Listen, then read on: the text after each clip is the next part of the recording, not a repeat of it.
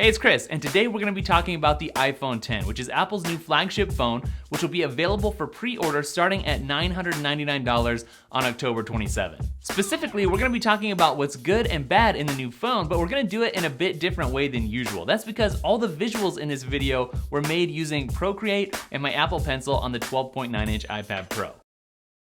Have you ever wondered why the clocks are always set to the time they are on Apple devices? Like here it says 9:41, even on the analog clock icon. Well, actually Apple used to set it to 9:42 because that's the exact moment when Steve Jobs announced the first iPhone. At some point along the line it changed to 41 at an iPad event, and it just kind of stuck. And it's kind of the same story for the calendar app in Apple's promos. The latest iPhone event was held on, you guessed it, September 12th. Alright, sorry for the slight detour, I just thought it was interesting. On with the show. One very good thing about the iPhone X is the new edge-to-edge screen. It's OLED, which means it's gonna be gorgeous, except for that ugly notch up at the top, which we're gonna talk about more in just a second. So the iPhone X's display is gonna take advantage of Apple's True Tone technology, which affects the brightness and coloration of the screen depending on the lighting in any given room. And it's also the first Super Retina display, which means we're getting a resolution of 2436 by 1125 with 458 pixels per inch. Oh, and its 5.8 inches of diagonal awesomeness are gonna support HDR.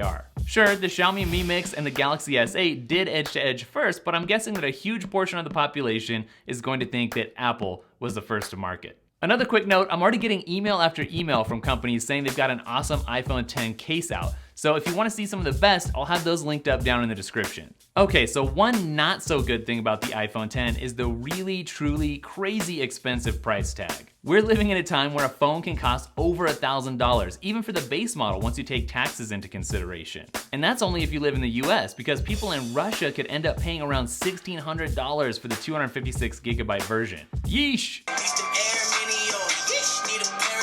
So next, let's talk about that notch in the top of the screen like it's a good thing, although it's also kind of annoying. That's the much more powerful front-facing camera that can scan your face to unlock your phone.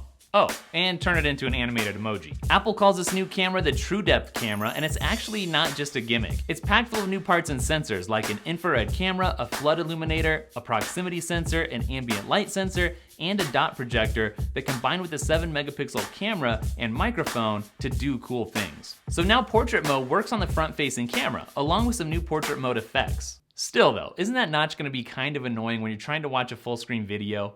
Definitely on the bad side of things is that the iPhone X's user interface, or UI, might be a bit tricky for one-handed use. So there's no physical home button and no virtual home button on the iPhone X, which meant Apple had to rethink the interface. And what does that translate to? Well, some new swipes and gestures that you're gonna have to memorize, including having to swipe down from the top left corner for notifications and from the top right corner for Control Center, which is gonna be difficult for many thumbs to do one-handed. On a side note, without the home button, how are we gonna take a screenshot now? And how are you gonna turn your phone off since long pressing the side button now activates Siri?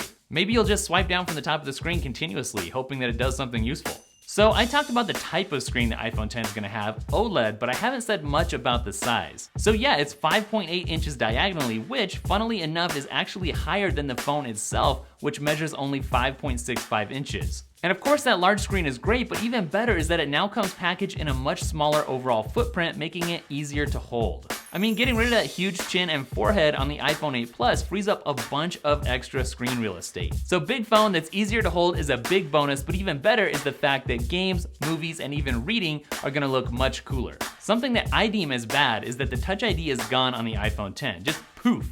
No embedded home button or sensor under the screen, no fingerprint reader on the back of the phone, nothing, just Face ID. What's wrong with that? Well, Touch ID worked well and it was fast, and maybe there's a slight chance it'll make a comeback sometime in the future, but no, probably not. I have to admit, despite the fact that cops can point the iPhone X in your face to unlock your phone, Face ID is pretty cool from a technological standpoint. Like, think about it for a second. The iPhone X can map your face no matter if it's light or dark, whether or not you're wearing a hat or whether you're wearing glasses, even sunglasses. And that's a pretty cool accomplishment that looks to be better implemented than what we've seen from other companies. The final negative that I want to mention has to do with repairs and AppleCare. Whereas AppleCare used to cost $129 for the iPhone 7, it's now going to be $199 for the iPhone X, which is an additional $70 for an already very expensive phone. All things being equal, do I plan on buying the iPhone X? Yeah, I mean, it's kind of my job. And even if it wasn't, I've been an Apple guy for so long that I've been excited for this new design for 3 years. So what about you? What do you think about the iPhone 10? Are you planning on picking one up, or was it not quite what you wanted? Let me know down in the comments. And also, let me know if you like this style of video or not. Don't forget to subscribe. Don't forget to follow @DailyTech, spelled Daily Tekk, on Instagram, Twitter, and Snapchat. And I'll catch you guys in the next video. Later.